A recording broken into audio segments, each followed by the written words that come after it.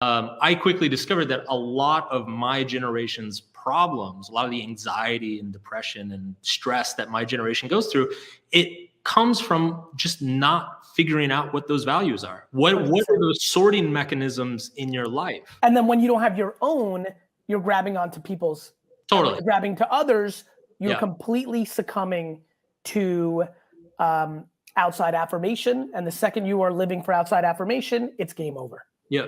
You know, it's funny. I remember seeing the book in the airports, because I'm always in the airports, right? Yeah. And it grabbed me too, like every other human. And I remember feeling a huge, I do to my community famously talk about how little I read, but I remember feeling an incredible kinship just on title. I also believe so much of the world's problems is headline reading and making assumptions. So which is, like, I selfishly asked you that question right now for my own self, but I really do believe that getting into a comfort zone of understanding the following: do the people that know me the best like me? Mm-hmm. And do the people that know me the least have a chance of liking me or not liking me? Is a very simple framework that can help.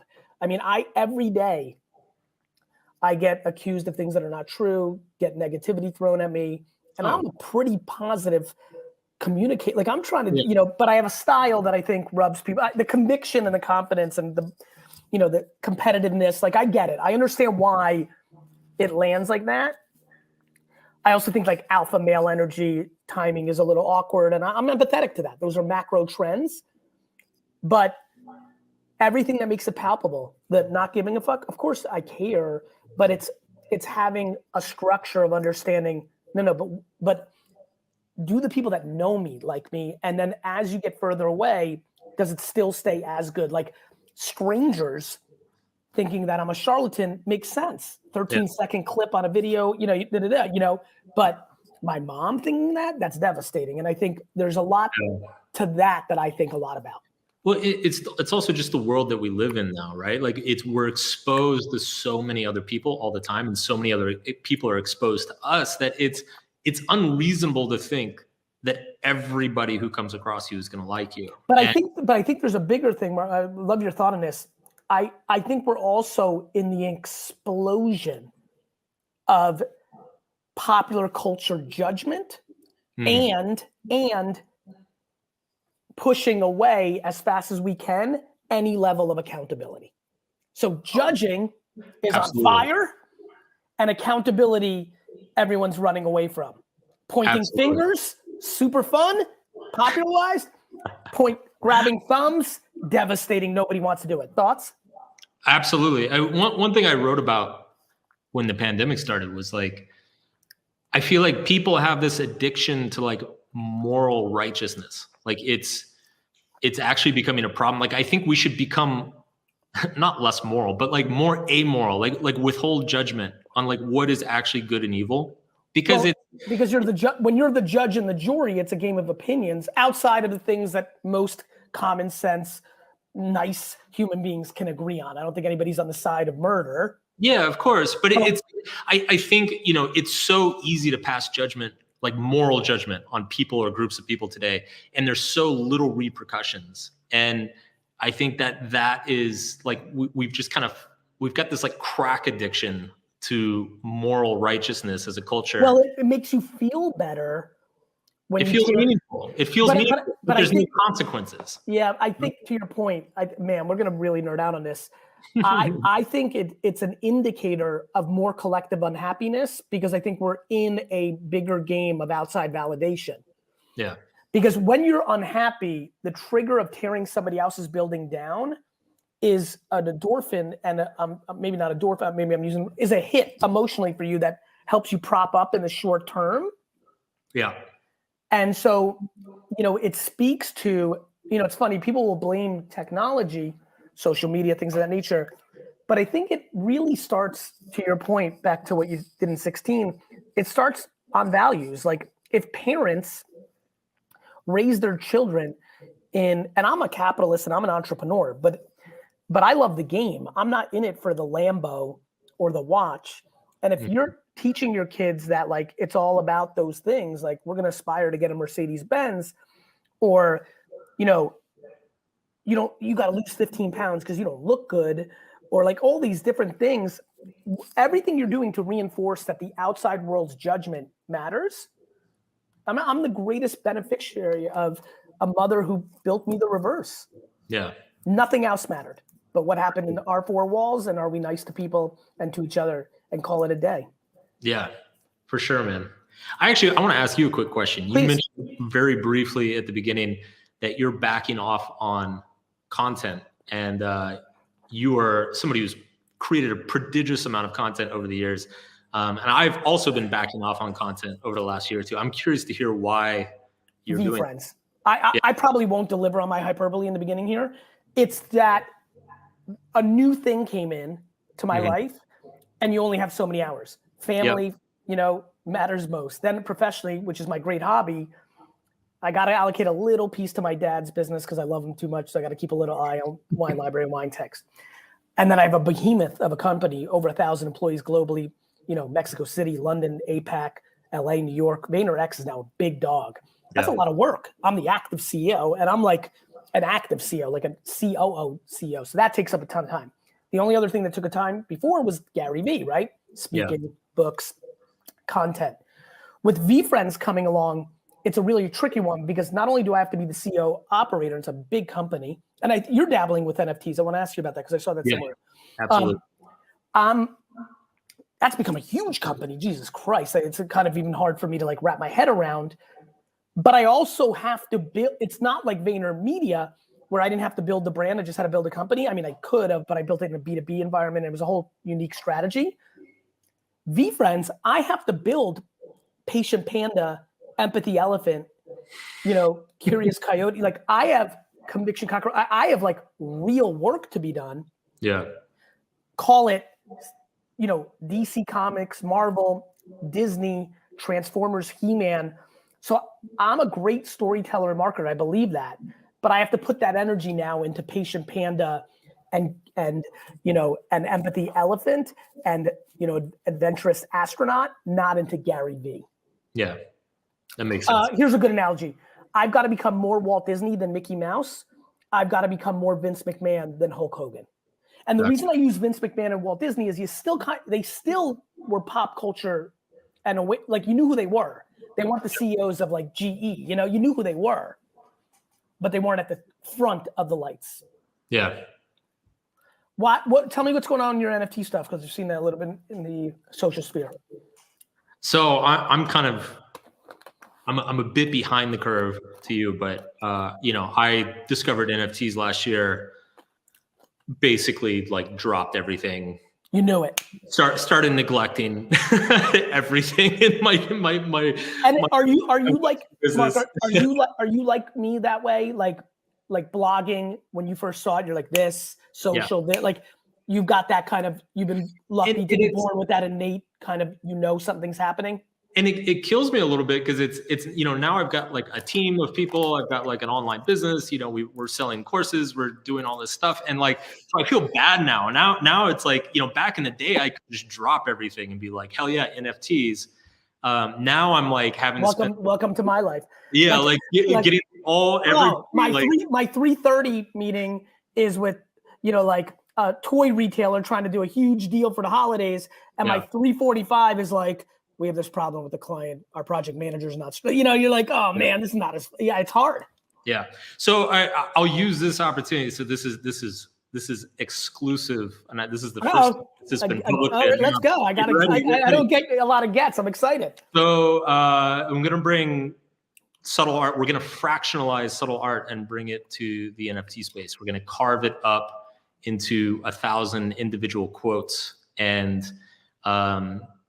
the way copyright agreements work with publishers is that the publisher is licensed to the full book, but if it's just a quote or if it's just a paragraph or a section, the author can do whatever they want with it. So what we're doing is we're carving up the book into individual quotes and paragraphs, and then I'm basically going to give Creative Commons license to those individual quotes for whoever purchases the NFT. So if you buy the NFT, you get the quote, and then you could quote unquote do what you want with the quote. Do whatever you want with it. Yeah. You're buying it from you.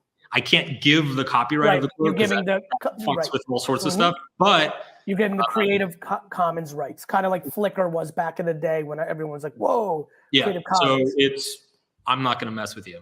So yeah, super excited about that. So when I buy a bunch of your most famous quotes, yeah, and then make hoodies and sell and make tons of revenue, you won't send me a letter.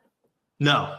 And you're going to be like, why is Gary able to sell more hoodies of my quote than we were? Team. I wouldn't ask that about you, but fair enough. but some random kid on the street. Mark, maybe. When are you? So this is cool. I got to get when are you doing this? Looking at late February, early March. Or we'll keep an eye on this. Where should people follow you? Like, what's your Twitter? Because I'm sure that'll be the best place for this audience to. Twitter is I am Mark Manson. I am. Got it. What in our 10 minutes here, what other things should entrepreneurs, go-getters kind of what are some other things that we can help people with? Or what anywhere you want to take this, like a fun story working with Will, an insight to what's working with you on content right now, because I think we have enough crossover that where you take it, this audience will like. So whatever you want. Well, I'll say this. I asked you the content question because, I mean, for me, it's been a combination of discovering Web3. Like I've been in the crypto for many, many years, but it always seemed, it was like too Ponzi-ish years ago. It was all currency, right? Like I really understand the Bitcoin thesis and I'm still long at Bitcoin because I think the brand is too strong. Yeah. And NFTs are so much more consumer, what you and I do. Yeah. It's not currency. It's this last year or two. It's like, oh shit, they're actually building stuff. Like let me give you an example. Yeah. NFT project gets pumped and it completely fails. Yeah. Like it went up to 4,000 a piece and then in the NFT winter, they're $88. In 2026, I'm going to buy 8,000 of them and the IP and refurbish it. No different than what I did with K-Swiss or what happens with brands all the time. With a shit coin from 2017, it pumps. We had the shit winter. It's dead. Yeah. There's still an asset with NFTs and a narrative that makes it very, very different than coins. And I think that I'm really excited about when we get to that part of the story. Well, if you think about it, I mean, like there's so many books throughout history that blew up after the author died, or like came out. Can you give us 2 or 3? Because I'm not educated in that stuff. I love that shit. Well, like Scarlet Letter, Nathaniel Hawthorne. Like, is that true? Yeah, or like Moby Dick, like fucking Herman Melville, like died broke and alone, like, and then Moby Dick became the great American novel after he died. So it's this sort of stuff happens in publishing, and I'm super excited about NFTs in the publishing world as well because it solves a lot of the issues, actual practical problems the publishing industry has, and it's crazy too because like doing this NFT. Are you currently? I'm sorry to interrupt. Are you currently in a book deal? Yes. How many more do you owe them? 1. Yeah, my last book that just came out, the one I sold a trillion of because I did an NFT thing. Yeah. I'm a free agent and I'm in the weirdest spot. Yeah. I've had an incredible run with HarperCollins. Who do you work with? Harper as well. Oh, amazing. Yeah. You don't work with Hollis, do you? No, I don't know. Okay. My publisher is Hollis at Harper Business. Oh, okay. She's amazing. I find myself in a crazy predicament. I'm super happy there. Yeah. Comfortable. What can they offer you? That's the thing. It's like, what can they offer you? And I want them to, right? Because I'm doing plenty of my own stuff. I'd like to have a couple places where I have some partnerships, but the economics are too extreme if my next book is an NFT and you get the book. Yeah.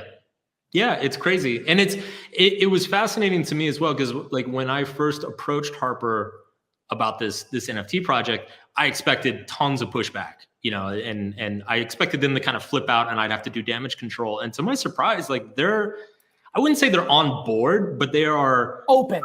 They're very open and curious. Like they are watching very closely. Well, listen, they saw, one of their authors sell 1.2 million books in a day, and you and I know what that means. I mean, I'm not the, I've done really well. You've done really well. Those are just uncomfortable numbers. It's crazy numbers. It's crazy numbers. And those are moments in time. I think right now we're in internet stock 99. That's the one thing while everybody's listening, just a quick tidbit. It's almost like a disclaimer I always want to say. The NFT thing is real. It'll be here forever in a big way. Yeah. So learn it. The individual NFT projects, 99% of them are in Beanie Babies mode. They're getting super hyped. They're going to crash. You know what else was in Beanie Babies mode? Internet stocks at 99. And that's what happened. But Amazon and eBay were there at $7 a share. You could have bought them. You could have bought Amazon for $7 a share before all these splits they had. It's insane. Yeah. So, nonetheless, go ahead. You were finishing a thought, but I was curious if you're debating as a prominent, author, like, do you sign a book deal or do you do it yourself now with NFT Land? I honestly, I don't know. I mean, we'll see how this launch goes. We'll see how the market goes. I mean, like you said, there's definitely a bubble right now. So like, we'll have to see how things shake out, but I could totally see in like 2-3 years from now, it being a very, very difficult question to answer. But what I was going to say before that is like, I feel like I'm also in this weird, like no man's land because I'm so excited about Web3 stuff, but it also feels like it's still very frothy and new and not completely consolidated or figured out yet. Meanwhile, like on the Web2 side, on like the traditional social media and blogging and everything just feels like, I don't want to say dead, but like saturated, right? Like the ROI is so... Brother, it's the tail as long as time. The reason you and I in 2007 and you did blogging, the reason you found me in 2009 was, I would say the most frustrated I was in my career, in my entire career, was 2005 to 2009, because I couldn't write. I still can't. I can't write for a lick. Yeah. And I saw blogging coming, and I'm like, and I'd won on kind of e-commerce and search, and email for sure. Yeah. And I was like, this is gonna be huge. And I knew that I was like on the sidelines with like my helmet in my hand. and literally the second, oh, I'm sorry. I got my time wrong. 03 to 06, 04 to 06. Because the second YouTube came, I was on it so blistering fast. That's why my wine thing worked so well, because I was like, okay, I can use the new thing. And then obviously social, the new thing, and then every app on social. But you're right. Like, it's going to take the next TikTok to do anything in Web 2. But even that is going to be a slight alteration of what we've seen since 05. Yeah. Web 3 is like crazy new world, which is what we were learning about the internet back in the day. Yeah, it's Web 2. It just feels like you're taking the same playbook and applying it to new platforms. That's exactly what you're over and over. And it's a real art. Like knowing how to capture the art of TikTok versus Instagram is a real art. But to your point, you're still making a short form piece of content in video form. 100%. And it's after 12 years or whatever. Like it kind of, you kind of just keep getting the same thing over and over. Whereas like Web 3, it just feels like we're in like 3D chess. No, it's like Finding America. Yeah. Yeah. Like you thought it was just Europe. And like, wait a minute.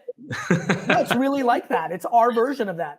Final thoughts. Give me, I feel like we may have to do this again because I want to extract. What are some hot takes from a social commentator? What are you seeing out there? What should people think about? What are some good takeaways? Oh, hey gang, keep an eye on this. Whether it's literal like OTT shows or like pop culture or common emotional themes you're seeing and just like takes. I feel like there's kind of like a great moderation coming. Like I feel like a lot of what felt so unstable with social media and just the news media in general throughout the 2010s, I feel like it was a lack of education on the user's end of like people don't understand how social media feeds affect their moods, their information consumption, the way they think, the beliefs that they adopt. And I think the general public's knowledge of how these things work is catching up to like where you and I were 5-10 years ago. And I think as that happens, we're already seeing it now. People are just learning better, like learning to turn off all the noise and bullshit. They're learning to back off, not hit the reply button so fast. Yep. And I see a kind of a new boom of like independent voices happening right now. I'm like so bearish on traditional East Coast media right now. It's crazy. What does that mean? East like Coast. New York Times, Washington, Got it. shit like that. Yep.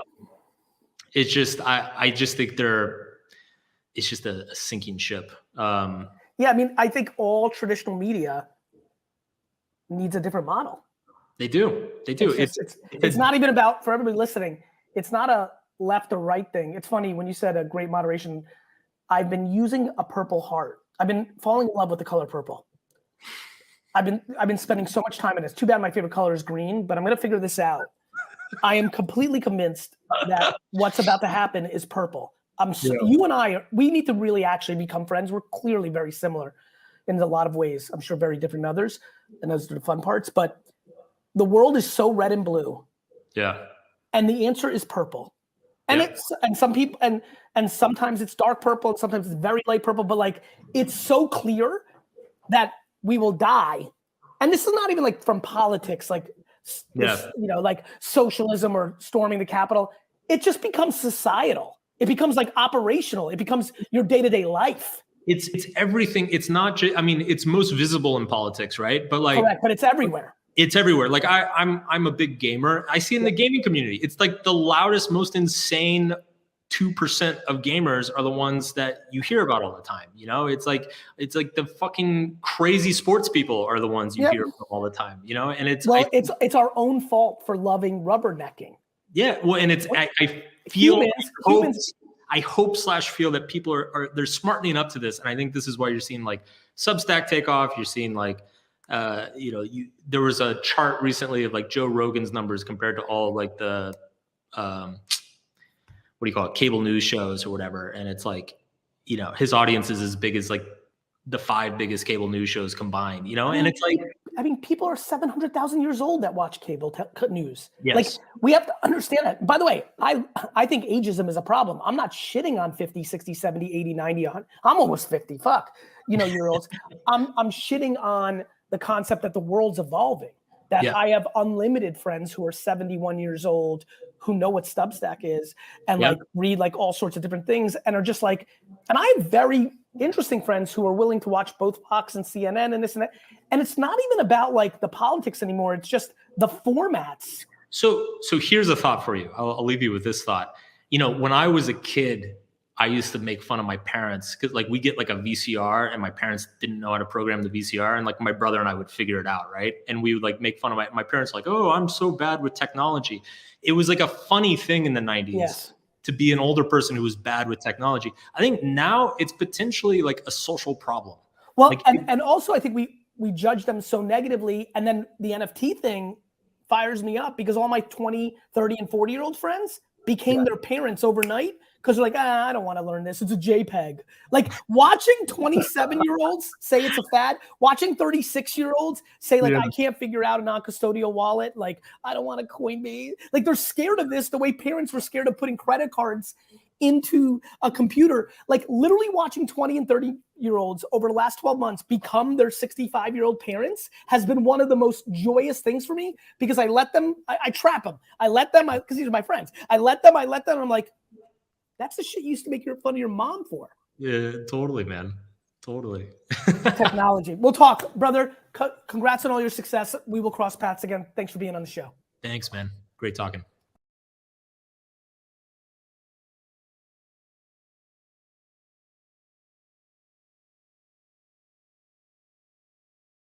Like watching 27-year-olds say it's a fad, watching 36-year-olds say like, I can't figure out a non-custodial wallet. Like, I don't want to Coinbase. Like they're scared of this the way parents were scared of putting credit cards into a computer.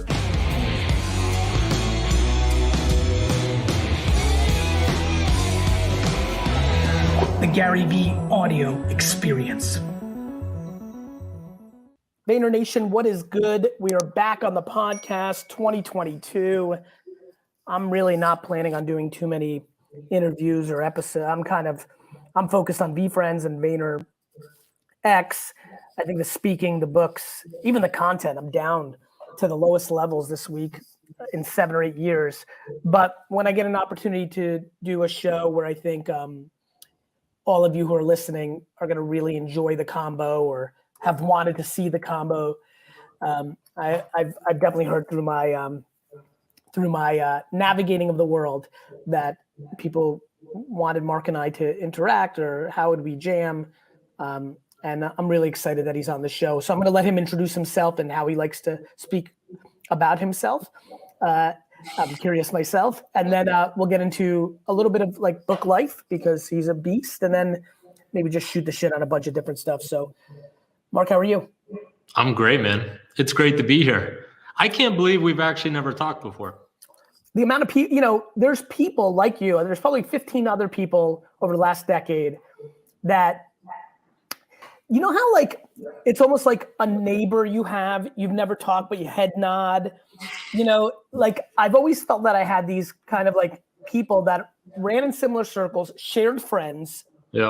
And it was just sheer serendipity that we weren't at the same conference, at the same event, that if we met 7 years ago at a South by Southwest, we would talk 13 times a year versus not once for 7, like it's one of those kind of things. Totally. It's actually, when Kobe Bryant passed, I actually promised myself to slightly do a better job. I've done a little bit of a better job with it, but I'm such a mad scientist in my lab, my family, which is my real life, and then professionally, my laboratory and my crew around my laboratory cheer and root for everybody on the outside, but spend so little time on it. So I find myself in these predicaments where, but I want to be a little more thoughtful, because I definitely feel like I've always loved the way people have talked about you and that know you, that know me. So I'm happy we're here. Yeah, me too, man. Thanks. So quick intro. I'm actually from the blogging world. I started blogging in 2007. Actually discovered you back in like 2009, 2010. Basically blew my career up going viral on Facebook and Twitter back in the day, back when you kind of could go viral on Facebook and Twitter. Grew a massive audience, millions of readers each month, parlayed that into a publishing deal. Books did super well, have sold about 15 million books. Crazy numbers. How many have you written? 4. 1 self-published and then 3 conventionally published. The last one was I co-wrote Will Smith's memoir with him. It came out a couple months ago. And then what was the experience? What was the experience in co-writing? With him, it was great. I don't really aspire to be a memoirist or a ghostwriter or anything like that. It's just he was cool enough, and the whole thing was cool enough to do. He and I really hit it off, and I think did you come across Brad Haugen in his world? I know he's on the productions. Did that name? I think he works on some of the content side. Good friend of mine. Anyway, keep going. But yeah, I mean, he and I, like, he was in the right spot in his career to do the book what I would call correctly, which is like actually open up and actually get into kind of the ugly parts of his life. Yeah. And then I think he and I, just like on a personal level, our skills and personalities complemented each other really well. So that ended up, and I mean, I'm a 90s kid, so yeah, he's the fucking prince. I get suckered into things all the time. Yeah. But honestly, I mean, it was such a great experience. But it's funny because I mean, now that book has done so well, I've talked to my agent. She's like, other celebrities going to want to do stuff and blah, blah, blah, and people are going to reach out. I'm like, I don't know, actually. Like, I don't know if that's something I really want to focus on. So it sounds horrible. I think if you don't have the right person, or if there's not a good chemistry, I think it would be horrible. Yeah, it's kind of like the way I think about VaynerMedia, like clients. Like, it actually is hard. When I talk about eating shit, I don't think people really understand. Like when you're creative, having 2 cooks in the kitchen is incredibly challenging. Yeah. It's not that it's horrible. I use that as a slang term for, man, that you want to say serendipitous and the person wants to say, by chance. Like, I love my art of being a content producer and being a businessman, and have absolutely, with my father, my brother, especially when it's family like that, had challenges when, I knew what I wanted to do was right, but I wanted to be empathetic or have compromising capabilities or, Yeah. So for anyway. Sure. And it's there were moments where it's like there were certain things that I felt should be in the book, or certain directions I thought certain chapters should go. And it's, at the end of the day, it's his book. His book. Yeah. You know, so good for you to have like because some people with no leverage and juice aren't great at having that humility. You came in with some real front-facing consumer leverage. You're, obviously the reason so many people have brought you up to me is because I say the word fuck so much, and you've like obviously, it's such a dumb reason for people to associate us, but it's incredibly fair. Actually, I've had more than a couple people ask me through the years, probably 5, which is a lot if you think about it. Hey, are you pissed he wrote that book? I'm like, no, I'm pumped he wrote that book. Not from like that, more like they just really think there was a lot of crossover of beliefs. And then obviously the word fuck, I think, actually, just to go right into it, because there's so many marketing, branding, content people, you have 2 books with that in it. I'm sorry, I have a cough, everybody. Sorry if this hurts the podcast a little bit. Do you think like the brilliance of what Tim Ferriss did? I met Tim around that time as well. We were all kind of running around those, and he ran Google AdWords to figure out which title would work. Yeah. Obviously, Ryan Holiday and others. I watch how people navigate. Do you think that in the title had real impact, no impact, some impact on the success? Real impact, for sure. Real impact. I mean, so that book, you mentioned the Tim Ferriss thing, running AdWords to kind of figure out 4-hour work week. A lot of subtle art was very much market tested through blogs. Yeah. So there are you knew what was working. Absolutely. And that title, so I originally started writing that book with a different title, and then I wrote an article called The Subtle Art of Not Giving a Fuck, and it went fucking bananas. And I was like, oh shit, okay, maybe this should be the book, right? So there are a lot of sections in that book that grew out of viral blog posts. It's like, I know this works.